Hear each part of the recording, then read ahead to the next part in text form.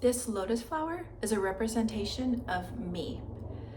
A lotus flower is a significant meaning of rebirth, growth, surviving through the mucky, dark waters, and growing and expanding out and becoming a beautiful white flower. I consider myself to represent this lotus flower because for the first 54 years of my life, unconsciously, unknowingly, I lived in the dark, murky waters, putting roots down, surviving, just trying to do everything that I could to please everybody and get through my day, and essentially going deeper and deeper down into the mud.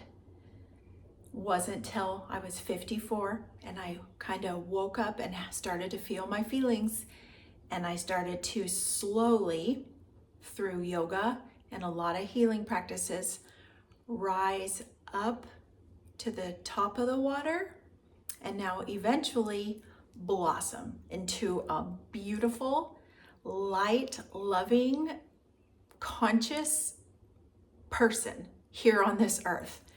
I have survived the dark times. I have made it. And I'm here to share it with all of you because there is hope. If you yourself are finding yourselves in dark, hard times, or you keep having repeated patterns of dark and hard times, we all go through it. We need it. It's part of our growth process. And I know it's not easy. I was there. But I want you to know, continue to put one foot in front of the other. Feel your feelings. Understand that all these things are happening for you and not to you. Everything has a lesson in it. And it's our free choice. It's our free will to decide if we're going to feel like a victim and just feel very sorry for ourselves that all these things are always happening to us, or if we're going to be a creator and be like, okay, things keep happening. What's the common denominator? What is the lesson? How can I self-reflect and learn from this and can start to make different choices? Choices that will honor me, that will honor my soul, that will honor my highest self. It's hard. It's a long process. I did it. And I am up here in the beautiful space of a white lotus flower.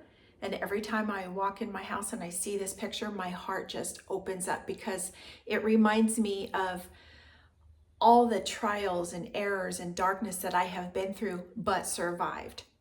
I survived it. I learned my lessons.